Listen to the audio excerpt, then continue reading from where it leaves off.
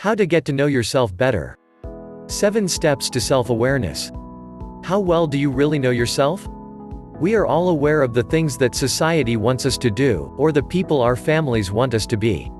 Sometimes, it's easy to get caught up in projections of who we are, losing touch with our core values, needs, and desires. And if you don't know yourself very well, it's difficult to choose a life path that makes you feel happy and fulfilled. You may also find yourself getting into relationships that don't really suit you, or you may feel lonely because no one really knows the real you. We'll walk you through 7 steps you can take if you want to get to know yourself better. Along the way, we'll look at why getting to know each aspect of yourself is so important, and we'll explore common difficulties. As you get to know yourself better, you should see your overall well-being increase in response. The importance of self-awareness is noted at the outset. Increased self-awareness has wide-ranging positive ramifications. However, one of its most important consequences is increased emotional intelligence. When you're more emotionally intelligent, you're better able to identify and manage your feelings as they come up, neither repressing them nor being lost in them. Emotionally intelligent people are also more at peace with who they really are, focusing more on meeting their own standards than the standards set by others. Self-awareness and high emotional intelligence are also correlated with greater levels of success.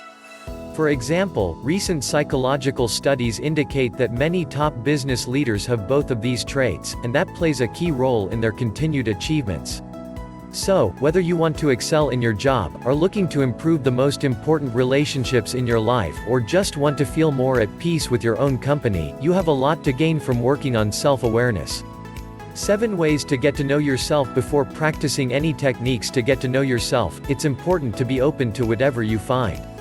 After all, you may be surprised by some aspects of who you are, especially if you find it difficult to disengage from the judgments of others. However, once you're armed with an accepting, curious attitude, you should find the process of self-discovery enjoyable and exciting. Here are 7 of the best ways to start getting to know a wide range of aspects of yourself, along with a few of the most prominent benefits you can expect to gain from taking each step. 1. Get to know your personality. Firstly, let's look at understanding your core personality. This is something you can do by reflection alone, but making notes and writing lists can help you make better sense of the information you have. Ask yourself the following questions. What 5 to 10 traits do I feel define me? What 5 to 10 words would others choose to describe me? Which role do I play in my group of friends? How would a stranger see me? What do I want others to think about me? In addition, give some thought to the major decisions you've made in life, both good and regrettable. Why did you make these choices? Which were authentic expressions of who you are? Which were made under pressure from others?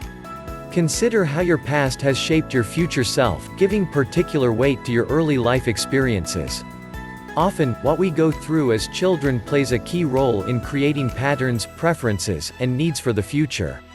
2. Get to know your core values. On a related note, it's important to think not only about your traits but also about your values.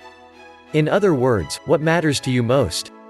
Psychologists often suggest that most of us have around 8 core values and that these play the biggest role in motivating our choices at work, at home, and in everyday life. Make a list of the 8 values that you think guide you. In many cases, these will be moral commitments that you have. For example, through honesty, compassion, open-mindedness and so on. However, others will reflect where you find the most joy in life, e.g. values like learning, fun, or having diverse experiences. You can learn even more about yourself if you spend some time thinking about how and when these values developed. Did your parents model them for you, or did your values evolve in opposition to what you saw when you were growing up? 3. Get to know your body. When we think about self-knowledge, it's easy to focus on the psychological at the expense of the physical. However, getting to know your body is just as important as getting to know the intricacies of your mind. All too often, our bodies are treated as the enemy, or as a mere afterthought. Learning more about your body helps you to set realistic goals and know your own limits, as well as helping you feel more comfortable in your own skin. As well as reflecting on your physical capabilities, be open to trying new things to see if they suit your body. Meanwhile, practice mindfulness meditations, such as body scanning exercises, in order to allow yourself to feel more in tune with your breathing and your movements. If you struggle with body image issues, challenge yourself to think of 5 things you love about what your body can do, or has done. 4. Journal. We've talked a lot about making various lists and notes, but a more general habit of journaling can also play a key role in boosting your self-knowledge. If you write in a journal every day, self-reflection becomes your default. You start to learn to look past your superficial reactions to see your underlying needs and emotions. Keeping a journal also helps you identify your own voice, distinguishing your inner voice from the voices of people whose approval you may be seeking. You don't just have to follow the standard approach of writing a bit about each day, either. For example, you can journal about what you eat, what you see, what you dream, or what you think. You can also draw instead of writing, or create collages. If you're not sure what style works for you, alternate throughout the course of a week and consider mixing approaches. As long as you keep a journal, you'll be working towards greater self-knowledge in some way.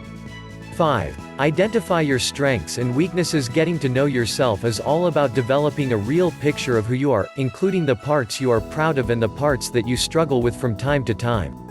Conduct an inventory of your strengths and weaknesses, starting with your strengths. Think about what you like about yourself, and also which parts of yourself consistently elicit the most positive feedback. For example, perhaps you're often being told that you are extremely patient with others, or you know that you have a great imagination. When it comes to identifying your weaknesses, ask yourself whether there are common themes in your failures or in disappointing episodes of your life. In addition, consider whether you are often asked to work on a specific aspect of your character. For example, perhaps your bosses regularly highlight that you don't speak up during meetings, indicating that a potential weakness is a lack of self-confidence. 6. Have a life vision and mission. While thinking about the past is vital for getting to know yourself, making plans for the future is just as important. Instead of just coasting through life and being reactive to the behaviors of others, ask yourself what you view as your life's mission. What kind of legacy do you want to leave behind? Where do you see yourself in 2 years, in 10, or in 20? Keep in mind that a life's mission doesn't need to be something dramatic or world-changing. Think of your mission as being defined by what makes you feel authentic, excited, and passionate. Meanwhile, give some thought to how this mission might help others, even on a small scale. It's also worth noting that you can have multiple missions. For example, you might have the goal of being a certain kind of parent to your children, while also having a separate mission related to your career. 7. Question your automatic thoughts. Finally, many of us have a tendency to experience automatic thoughts that are pessimistic, self-undermining, and irrational. If you don't know yourself very well, you may just accept these cognitive distortions at face value. Subsequently, you may then experience a low mood and feel bad about yourself. In contrast, when you have higher levels of self-awareness, you can catch these distortions as they come up, redirecting your mind to more realistic thoughts. Whenever you notice yourself catastrophizing, making negative assumptions about your worth, or discounting positive feedback, take a breath and challenge these thoughts. For example, turn "I'll never get this project done" into "I'm struggling with this project right now, but after a rest I know I can finish it." Meanwhile, spin "I'm not good enough to do X" into "I feel insecure about X, but it's worth trying to do it because this is something I really care about." In time, the more positive thoughts should become automatic. Free gift in description.